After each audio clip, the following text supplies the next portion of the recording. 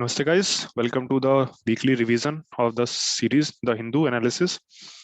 हम लोग यहाँ पे वीकली रिवीजन देख रहे हैं। तो 27 दिसंबर मंडे से लेकर शनिवार 1 जनवरी 2022 तक, first day of the year.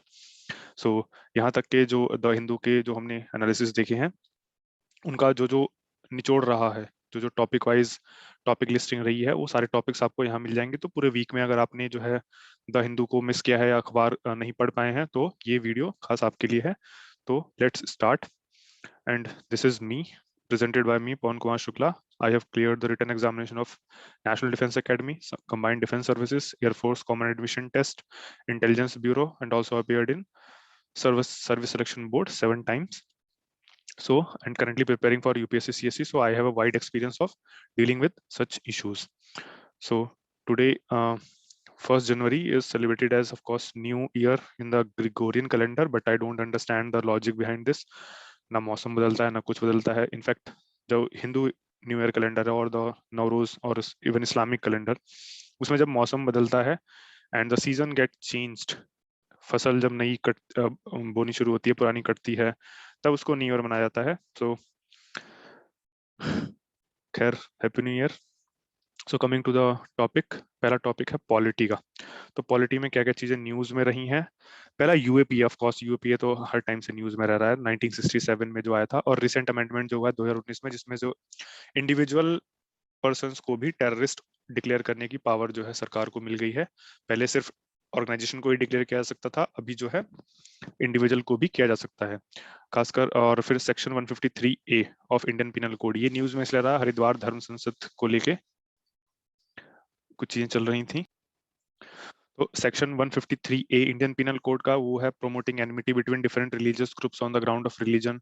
और section 295A of Indian penal code for insulting any religion, ये सेक्रिलेज इशू की वजह से न्यूज में आया था, तो ये भी इंपॉर्टेंट है, ये दिखा सकता है। और साथ में जो हमारे चीफ जस्टिस हैं एनवी रमन्ना साहब, उन्होंने कुछ चैलेंजेस बताए हैं कि क्या क्या जुडिशरी कुछ चैलेंजेस फेस कर रही है। तो पहला चैलेंज उन्होंने बताया नॉन कोऑपरेटिव एग्जीक्यूटिव। एग्जीक्यूटिव जो है वो जुडिशरी के जो डिसीजंस को इम्प्लीमेंट करने में बहुत टाइम लगाता है, बहुत देर लगाता है, या फिर कभी कभी इम्प्लीमेंट ही नहीं करता है। तो वो नॉन कोऑपरेटिव एग्जीक्यूटिव सबसे बड़ा चैलेंज है, चीफ जस्टिस ऑफ इंडिया के द्वारा बोला गया है। तो ये एग्जाम में ऑफकोर्स लिखा जा सकता है। और कुछ चैलेंजेस क्या हो सकते हैं, जैसे infrastructure, lack of infrastructure of course ये है। वैकेंसी बहुत सारी पेंडिंग है वहाँ पे, प्रॉपर मैकेनिज्म नहीं है अपॉइंटमेंट का, जो कोलिजियम सिस्टम है उसकी खामियां जो है दिखी रही हैं। नेशनल जुडिशियल अपॉइंटमेंट कमीशन आया था, उसको भी सुप्रीम कोर्ट ने निरस्त कर दिया था। और केसेस की पेंडेंसी, ऑफकोर्स ये तो सब जानते हैं कि केसेस की कितनी पेंडेंसी है। और लो जस्ट टू पीपल रेशियो, जब वैकेंसी है और प्रॉपर मैकेनिज्म ही नहीं अपॉइंटमेंट का, तो लो जस्ट टू पीपल रेशियो तो होगा ही, ये तो जाहिर सी बात है। इसमें यूएसए का एक केस आता है। यूएसए में क्या है कि उसमें जजेस रिटायर नहीं होते हैं, they serve for life time.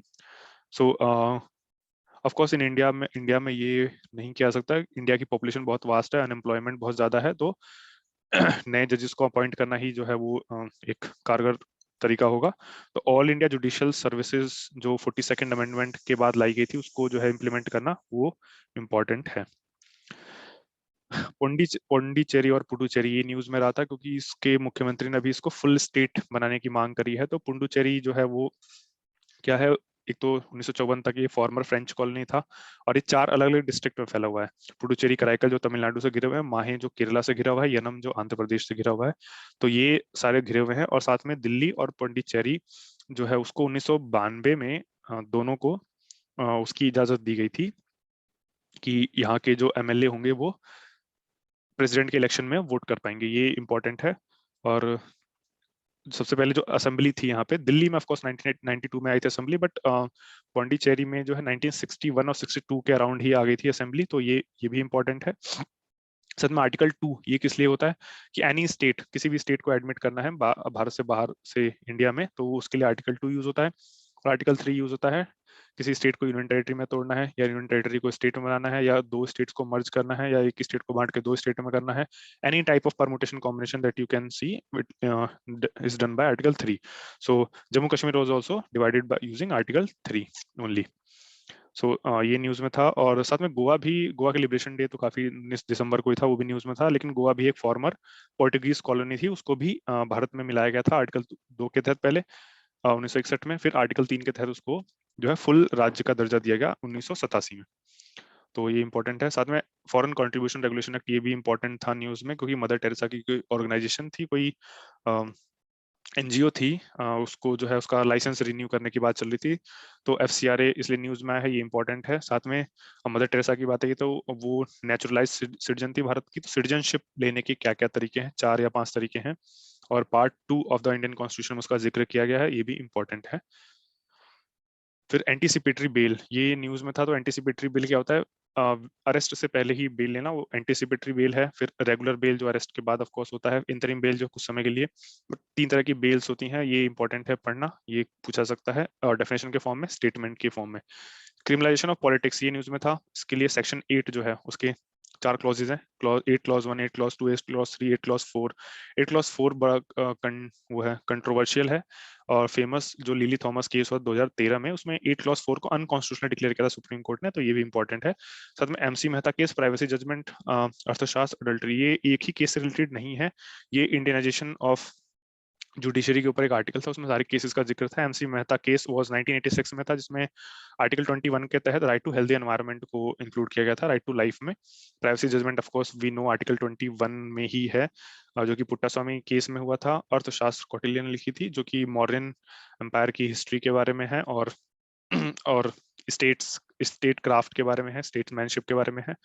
और नाम से अर्थशास्त्र है, बट इकोनॉमी का उतना रोल नहीं है, पॉलिटी का मेजर रोल है। इकोनॉमी भी है बट पॉलिटी का मेजर रोल है।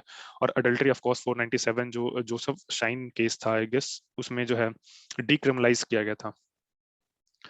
साथ में विशाखा गाइडलाइंस भी न्यूज में था, कुछ सेक्सुअल हैरेसमेंट केस को लेकर। 1997 में ये केस हुआ था, Vishakha versus state of Rajasthan, जिसमें विशाखा गाइडलाइंस कुछ दी थी सुप्रीम कोर्ट ने, इसको ही देखते हुए sexual harassment of women at work place act 2013 लाया गया था, तो ये इंपॉर्टेंट है। साथ में OCI, overseas citizen of India, person of Indian origin, non resident Indian, ये 3 भी न्यूज में थे, क्योंकि ओसीआई को शायद प्रॉपर्टी लेने के लिए अब आरबीआई से परमिशन नहीं लेनी पड़ेगी इंडिया में, ये कुछ प्रावधान किया गया था। साथ में इनमें से किसको जो है वोटिंग राइट्स हैं, ये देखना, ये भी इंपॉर्टेंट है, सिर्फ एनआरआई को वोटिंग राइट है और किसी को नहीं है। साथ में article 324 election commission of India, ये न्यूज में रहा है, क्योंकि कई स्टेट्स में, कई राज्यों में चुनाव होने वाले हैं, और एक मल्टी मेंबर बॉडी है अभी, लेकिन जब कॉन्स्टिट्यूशन ओरिजिनल बना था तो सिंगल मेंबर बॉडी था, ओनली चीफ इलेक्शन कमिश्नर थे। अभी जो है 3 मेंबर हैं, चीफ इलेक्शन कमिश्नर और 2 अलग कमिश्नर, इलेक्शन कमिश्नर। और साथ में टीएन सेशन, एक बहुत इंपॉर्टेंट नाम आता है इसको लेके, 1990 से 1996 तक चीफ इलेक्शन कमिश्नर रहे इलेक्शन कमीशन के। साथ में मॉडल कोड ऑफ कंडक्ट, ये गाइडलाइन जो इलेक्शन कमीशन इशू करता है, जिसको कोई स्टैट्यूटरी बैकिंग नहीं है of course, so you can see that thing as well. फिर इकोनॉमी में आते हैं, इकोनॉमी में क्या, डेमोग्राफिक डिविडेंड न्यूज में रहा है, और इसको यूटिलाइज कैसे किया सकते, डेमोग्राफिक डिविडेंड जो इंडिया के फेवर में चल रहा है, demographic dividend, proper education, proper health, proper employment opportunity, skills impart करके, और भी कुछ चीजें हैं, ये कुछ बेसिक चीजें हैं जो जिनके तहत डेमोग्राफिक डिविडेंड को यूज किया सकता है पॉजिटिव इकोनॉमिक ग्रोथ के लिए। साथ में एशियन टाइगर्स न्यूज में 4 देशों को एशियन टाइगर्स की उपाधि है अभी, I guess it is Singapore, Taiwan, South Korea and Hong Kong, I guess ये चार देश हैं जिनको एशियन टाइगर, जो बहुत हाई इकोनॉमिक ग्रोथ दिखाया था जिन्होंने 1960 से लेकर 60s 70s 80s 90s के दौर में, ये इंपॉर्टेंट है। सुभाष चंद्र गर्ग कमेटी, ये न्यूज में रहा है, उसके लिए आपका banning of crypto currency, Subhash Chandra Garg committee ने रिकमेंड किया था कि प्राइवेट क्रिप्टो करेंसी को बैन कर देना चाहिए, तो क्रिप्टो करेंसी भी देखना इंपॉर्टेंट है, how it works on blockchain, blockchain पे कैसे काम करता है, अलग अलग देशों ने, और एक सेंट्रल बैंक डिजिटल करेंसी का कॉन्सेप्ट आ रहा है, अलग अलग देशों ने लगाया भी है, तो ये भी इंपॉर्टेंट है देखना, it's also important. Anti dumping duty, जो चाइना के कुछ प्रोडक्ट्स पे एंटी डंपिंग ड्यूटी लगाई गई है, और कुछ सेफ गार्ड मेजर जो डब्ल्यूटीओ के नॉर्म्स के अंडर में ही आते हैं, तो ये भी इंपॉर्टेंट है देखना। साथ में आरबीआई ने एक रिटेल डायरेक्ट स्कीम लॉन्च करी है, रिटेल डायरेक्ट का मतलब की है गवर्नमेंट की सिक्योरिटीज हैं, आप डायरेक्टली आरबीआई से परचेज की जा सकती हैं, so you can see that as well. Liquidity coverage ratio, तो हाई क्वालिटी एसेट जो जरूरी होते हैं बैंक्स को 30 दिन का काम काज चलाने के लिए, तो वो है लिक्विडिटी कवरेज रेशियो, ये इंपॉर्टेंट था, न्यूज में रहा इस हफ्ते में, तो ये भी देखना है। Trade deficit, current account deficit, एक ही बात है। और बैलेंस ऑफ ट्रेड, जो विजिबल में ट्रेड किया जाता है गुड्स में, बैलेंस ऑफ ट्रेड, और visible plus invisible, that is goods plus services, दोनों को मिला के जो होता है balance of payment, fiscal deficit और ट्विन डेफिसिट। तो फिस्कल डेफिसिट और करंट अकाउंट डेफिसिट दोनों मिला के, या ट्रेड डेफिसिट दोनों मिला के जो है वो और ट्विन डेफिसिट कहलाता है, तो ये इंपॉर्टेंट है। साथ में इनिशियल पब्लिक ऑफरिंग और फॉलो ऑन पब्लिक ऑफरिंग, ये इंपॉर्टेंट। जब पहली बार कंपनी कोई प्राइमरी मार्केट में अपने शेयर को इशू करती है तो वो कहलाता है इनिशियल पब्लिक ऑफरिंग। और ये सेकेंडरी मार्केट में नहीं है, but share market is secondary market, उसके बाद लिस्ट होता है सेकेंडरी मार्केट में। फिर एफपीआई, फॉरेन पोर्टफोलियो इन्वेस्टमेंट, जो कि बाहर से जो पैसा आता है वो शेयर मार्केट के थ्रू इन्वेस्ट होता है, वो कहलाता है फॉरेन पोर्टफोलियो इन्वेस्टमेंट। और इसका इम्पैक्ट क्या होता है भारत पे? जब बाहर से ज्यादा पैसा आता है तो ऑफकोर्स शेयर मार्केट जो है उछाल पे आ जाता है। लेकिन जैसे ही यूएस का फेडरल रिजर्व, फेडरल बैंक वहाँ का, वो इंटरेस्ट रेट बढ़ाता है अपना, तो सारा पैसा यहाँ से खींच के लोग जो है वहां ले जाते हैं वापस, तो उससे सारा पैसा निकलने से जो शेयर मार्केट फिर से डाउन पे आ जाता है। तो यही हो रहा है इंडिया में भी, शेयर मार्केट जो डाउन है उसका रीजन यही है, एफपीआई का पैसा जो है सब बाहर जा रहा है। फिर कैश रिजर्व रेशियो और statutory liquidity ratio. Cash reserve ratio एक रिजर्व है कि इतना परसेंट जो है बैंक जो है आरबीआई के पास रखेगा, जिसमें आरबीआई कोई उनको इंटरेस्ट रेट पे नहीं करेगा। एसएलआर जो है स्टैट्यूटरी लिक्विडिटी रेशियो, मतलब एक 17-18% के आसपास कुछ पैसा है जो बैंक्स को अपने पास रखना होता है, किसके फॉर्म में? या तो कैश के फॉर्म में, या फिर गोल्ड की फॉर्म में, या फिर गवर्नमेंट सिक्योरिटीज की फॉर्म में। फिर इन्फ्लेशन इंडेक्स्ड बॉन्ड, ऐसे बॉन्ड जो इन्फ्लेशन के साथ लिंक होंगे, जैसे फॉर एग्जांपल कि 5% अगर उसका रेट है, तो वो 5% ऐसा होगा कि इन्फ्लेशन के साथ होगा। जैसे 2% अगर इन्फ्लेशन है तो 5+2, तो और इन्फ्लेशन अगर 4% हो गया तो 5+4, इस तरह का बॉन्ड होता है inflation indexed bond, index bond. Petrol को की कॉस्ट को कट किया गया है, उसका रीजन ये है कि पेट्रोल की कॉस्ट बहुत ज्यादा थी और उससे क्या हुआ, डिमांड में कमी आ गई थी। डिमांड में कमी आने की वजह से सेल में कम हुआ था, सेल कम होने की वजह से जो है ओवरऑल जो रिवेन्यू था वो लॉस हो रहा था गवर्नमेंट को। तो इसमें लेफर कर बहुत इंपॉर्टेंट, लेफर कर यही चीज को एक्सप्लेन करता है किसमें, डायरेक्ट टैक्सेस में, कि एक थ्रेशोल्ड के बाद अगर टैक्स रेट बढ़ाया जाता है तो वो ओवरऑल रिवेन्यू को डिक्रीज कर देगा। साथ में बैंकिंग को लेकर एक बेसल नॉर्म्स थे जिसमें कैश एडुकेसी रेशियो का जिक्र किया गया था, तो ये इंपॉर्टेंट है। बेसल 3 नॉर्म्स हैं, बेसल 1, बेसल 2, बेसल 3, तो ये इंपॉर्टेंट है। साथ में मुद्रा योजना, ये न्यूज में था कि पोटेंशियल एनपीएस बन सकते हैं इससे। तो 3 तरह के होते हैं, अब 50,000 तक शिशु लोन, 50,000 से 5 लाख किशोर, फिर 50,000 से 5 लाख से 10 लाख के बीच में तरुण कहलाता है। तो ये 3 तरह के लोन इशू करता है मुद्रा योजना, तो ये इंपॉर्टेंट है। So coming to next page, it is history. So history में अपार्थाइड, डेस्मोंड टूटू नाम के एक साउथ अफ्रीका के अपार्थाइड, एंटी अपार्थाइड लीडर थे, उनकी मृत्यु हुई अभी हाल ही में। तो अपार्थाइड जो रेशियल सुप्रीमेसी को प्रमोट करता है वो इंपॉर्टेंट है, न्यूज में आया है, तो ये अपार्थाइड देखना जरूरी है। नेल्सन मंडेला एक और साउथ अफ्रीका जुड़े हुए व्यक्ति हैं जो कि सेकंड फॉरेनर थे, जस्ट भारत रत्न जिनको मिला था। पहले थे Khan Abdul Ghaffar Khan, also known as Badshah Khan और बच्चा खान और फ्रंटियर गांधी। तो वो पहले फॉरेनर थे जिनको भारत रत्न दिया गया था। साथ में इंटरनेशनल कांग्रेस का फॉर्मेशन डे था अभी 28 दिसंबर को, तो ये इंपॉर्टेंट है। 1885 में बना था, एओ ह्यूम ने बनाया था, डब्ल्यू सी बनर्जी उसके पहले वो थे प्रेसिडेंट। और डिफरेंट थ्योरीज जो इंटरनेशनल कांग्रेस के बनने में दी गई हैं, we will try to cover it in a separate video, it will come soon, don't worry. और 1920 का नागपुर सेशन न्यूज में रहा क्योंकि लाला लाजपत राय ने इसको प्रिसाइड किया था, अकेले एक्सट्रीमिस्ट लीडर जिन्होंने जो एक कांग्रेस सेशन को प्रिसाइड करने वाले व्यक्ति थे।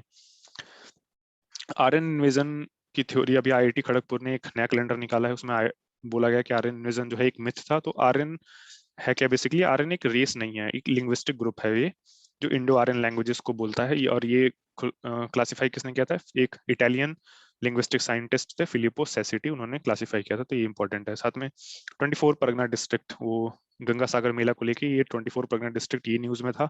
और 24 परगना डिस्ट्रिक्ट ये ऐसा पहला डिस्ट्रिक्ट था भारत में जिसकी जिम्मेदारी एक ब्रिटिश को दी गई थी, वो भी रॉबर्ट क्लाइव को। तो ये इंपॉर्टेंट है हिस्ट्री पॉइंट ऑफ व्यू से। फिर ज्योग्राफी और एनवायरनमेंट और करंट अफेयर को एक ही मिक्स कर दिया गया, अलग नहीं किया गया क्योंकि टॉपिक थोड़े कम थे इस हफ्ते में। तो जेम्स वेब टेलीस्कोप ये न्यूज में था क्योंकि अभी लॉन्च किया है नासा ने, $10 बिलियन की कॉस्ट है, जो कि हबल स्पेस टेलीस्कोप को रिप्लेस करेगा। हबल जो है पहले अर्थ को रिवॉल्व करता था, जेम्स वेब टेलीस्कोप सन को रिवॉल्व करेगा, ये इंपॉर्टेंट है। और एक और ट्रांस एक्सोप्लैनेट सर्वे सैटेलाइट करके ये भी रिप्लेस करेगा किसको? केपलर को। और ये क्या करता है? ये किस काम आता है? जो एक्सोप्लैनेट है उनको स्टडी करने के काम आता है, तो ये इंपॉर्टेंट है। टेस्ट रिप्लेस करेगा केपलर को और जेम्स वेब टेलीस्कोप रिप्लेस करेगा हबल टेलीस्कोप को। तो पीएम आवास योजना जो अर्बन है महुआ लॉन्च करता है, और रूरल जो है, जो मिनिस्ट्री ऑफ रूरल डेवलपमेंट के अंदर है, पहले जिसको इंदिरा आवास योजना बोला जाता था, ये इसकी डेडलाइन आ गई है, 2022 इसकी डेडलाइन है ऑफकोर्स, तो ये दिखा सकता है, वेरी इंपॉर्टेंट है। के rail silver line project Kerala का, ये पिछले हफ्ते भी न्यूज में था, इस हफ्ते भी न्यूज में आया है, ये भी इंपॉर्टेंट है। के rail silver line project Kerala का। और म्यांमार जो हमेशा न्यूज में रह रहा है उसकी वजह से कि वहाँ पे मिलिट्री ने कू किया है, ये इंपॉर्टेंट है। कैरन रिबल्स जो मिलिट्री के अगेंस्ट फाइट कर रहे हैं, ये इंपॉर्टेंट है। और साथ में इंडिया का पड़ोसी देश होने के नाते ये भी देखना इंपॉर्टेंट है कि इंडिया का क्या इंपॉर्टेंस है म्यांमार की इंडिया के लिए। एक कलादान मल्टी मॉडल प्रोजेक्ट जिसके तहत सितवे पोर्ट के तहत इंडिया जो है नॉर्थ ईस्ट को कनेक्ट कनेक्ट करेगा, ये इंपॉर्टेंट है। India Myanmar Thailand trilateral highway, ये इंपॉर्टेंट है। ऑपरेशन सनराइज जो इंडिया और म्यांमार की फोर्सेस जॉइंटली ऑपरेशन कंडक्ट करती हैं बॉर्डर पे to check the count insurgency और टेररिज्म, ये भी इंपॉर्टेंट है। तो तुम्हें ईरान न्यूक्लियर डील, ये न्यूज में रही है। Joint comprehensive plan of action, ये इसका ऑफिशियल नेम है। और इसमें P5+1 जर्मनी इंक्लूड था, साथ में ऑफ कोर्स ईरान तो इंक्लूड था ही। इंस्टेक्स मैकेनिज्म, ये एक मैकेनिज्म यूरोपियन कंट्रीज ने डेवलप किया था ईरान के साथ ट्रेड करने के लिए, to to bypass the sanctions of the United States. तो ये इंपॉर्टेंट है। Of course Noor satellite news में है, क्योंकि ईरान जो है पहला मुस्लिम नेशन बना था जिसने एक मिलिट्री सैटेलाइट लॉन्च की 2020 में, उसका नाम था नूर, ये इंपॉर्टेंट है। गल्फ कोऑपरेशन काउंसिल और उसका कतर ब्लॉकेट ये इंपॉर्टेंट है न्यूज में। 59 देश आते हैं गल्फ कोऑपरेशन काउंसिल में। ओआईसी के हेडक्वार्टर्स कहाँ है? सऊदी अरेबिया में, ये भी इंपॉर्टेंट है। और ये सेकंड लार्जेस्ट ऑर्गेनाइजेशन है आफ्टर यूनाइटेड नेशन। और पैलेस्टीन एक ऐसा देश है जिसको यूनाइटेड नेशन ने अभी ऑफिशियली रिकॉग्नाइज नहीं किया as a country, but OIC का पार्ट है वो, ठीक है। तो मदर टेरेसा ऑफ कोर्स हमने देखा क्यों न्यूज में थी मदर टेरेसा, क्योंकि मदर टेरेसा की ऑर्गेनाइजेशन जिसका जो एनजीओ का लाइसेंस है वो रिन्यूएबल करने की बात चल रही थी, तो वो इंपॉर्टेंट है। साथ में यूगोस्लाविया में पैदा हुई थी ये, जो कि अभी एग्जिस्ट नहीं करता है। 1991 में उसका भी फॉलो किया था यूएसएसआर के साथ। और यूगोस्लाविया की खास बात यह है कि ये नॉन अलाइंड मूवमेंट का one of the founder member था, along with India, Egypt, Indonesia और भी कुछ देश थे, जिसमें यूगोस्लाविया भी एक मेंबर था। तो ये इंपॉर्टेंट है। फिर नीति आयोग के इंडेक्सेस, बहुत सारी इंडेक्सेस निकालता है नीति आयोग। अगले पेज पे इसका स्क्रीनशॉट भी है नीति आयोग, वो भी देखते हैं अभी। ईओ विल्सन एक अमेरिकी एनवायरमेंटलिस्ट थे या वैज्ञानिक हैं जो भी हैं, और इनको एंट मैन के नाम से जाना जाता था, क्योंकि इन्होंने अपनी लाइफ टाइम में करीब 400 से 450 नई स्पीशीज खोजी थी चींटियों की। और मॉडर्न डे डार्विन बोलते थे इनको, तो ये इंपॉर्टेंट है। साथ में एक यूरोपियन कॉमन लिजार्ड, ये खोजी गई है। इसकी खास बात यह है कि ये बोथ एग, अंडे भी दे सकती है और बच्चों को भी जन्म दे सकती है, तो ये इंपॉर्टेंट है। European common lizard. कोर्बेवैक्स और कोवोवैक्स, दो नई वैक्सीन आने वाली है भारत में, तो ये इंपॉर्टेंट है। इंडियन वैक्सीन है ये। और चाइनीज स्पेस स्टेशन, ये न्यूज में आया था क्योंकि ये स्टारलिंक, जो एलोन मस्क की स्टारलिंक प्रोजेक्ट है, उसका सैटेलाइट से टकराते टकराते बच गया, तो ये इंपॉर्टेंट है न्यूज में। और साथ में देखना कि पहला कौन सा देश था जिसने, यूएसएसआर पहला देश था जिसने अपना खुद का स्पेस स्टेशन लॉन्च किया था। और अभी जो है करंटली एक इंटरनेशनल स्पेस स्टेशन है, और चाइना का स्पेस स्टेशन 2022 में कंप्लीट हो जाएगा। और इंडिया भी प्लान कर रहा है अपना स्पेस स्टेशन लाने के लिए 2028-30 तक। Starlink of course one web और प्रोजेक्ट कुइपर, ये स्पेस बेस्ड इंटरनेट प्रोवाइड करने के लिए है। ये स्टारलिंक जो है वो टेस्ला और एलोन मस्क की कंपनी ने बैकिंग की है। OneWeb is backed by Bharti Airtel, project Kuiper is Amazon, backed by Amazon.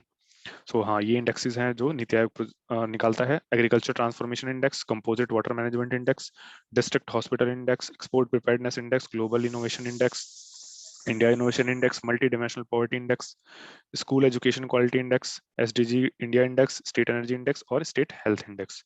ये these are important things. Nord Stream pipeline जो रशिया से जर्मनी के बीच में, ये इंपॉर्टेंट है, न्यूज में रहा है। और किन किन देशों से गुजरता है, किस सी से गुजरता है, उसका मैप लोकेशन बहुत इंपॉर्टेंट है। आर्या एक रैंकिंग जो नीति आयोग ने लॉन्च किया, ये इंपॉर्टेंट है। ये इंस्टीट्यूट की रैंकिंग के लिए, जिसमें आईआईटी मद्रास ने जो है टॉप किया है, ये इंपॉर्टेंट है। अटल इनोवेशन मिशन, जो ये भी नीति आयोग का ही है, उससे कुछ कई सारे कंपोनेंट हैं, ये भी देखना इंपॉर्टेंट है, जैसे टिंकरिंग लैब है, जिस तरह की चीज। और युविका स्कीम, जो युवा वैज्ञानिक कार्यक्रम स्कीम जो इसरो ने लॉन्च किया था, ये इंपॉर्टेंट है, साथ में देखना। जो कि 9th क्लास स्टूडेंट के लिए था, 8th passing 9th class going, इनके लिए था। और 2019 में लॉन्च किया गया था, बट ड्यू टू पैंडेमिक आगे चल नहीं पाया था, ये इंपॉर्टेंट है। व्हाइट रेवोल्यूशन, ऑफ कोर्स जिसके फादर हैं जोसेफ कुरियन, ये इंपॉर्टेंट है, ये न्यूज में है, इस हफ्ते में रहा है।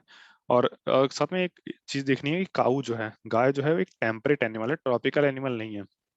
इसलिए अगर देखें कि कंपेयर करें इंडिया की काऊ और यूरोपियन या ऑस्ट्रेलिया न्यूजीलैंड की काऊ, तो इनमें बहुत फर्क है। इंडिया की काऊ जहाँ 3-4 लीटर पर डे की दूध देती है, ये टेम्परेट जो और देशों की, टेम्परेरी देशों की है वो, उनका प्रोडक्टिविटी ज्यादा होती है, इसलिए ये इंपॉर्टेंट है। ऑल्दो इंडिया लार्जेस्ट प्रोड्यूसर है मिल्क का, बट ड्यू टू नंबर ज्यादा इंडिया के पास।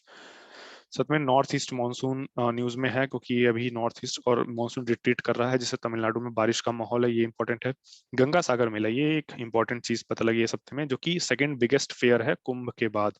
और कुंभ जो है यूनेस्को की इंटेंजिबल लिस्ट में है, ये इंपॉर्टेंट है, बट गंगा सागर मेला नहीं है।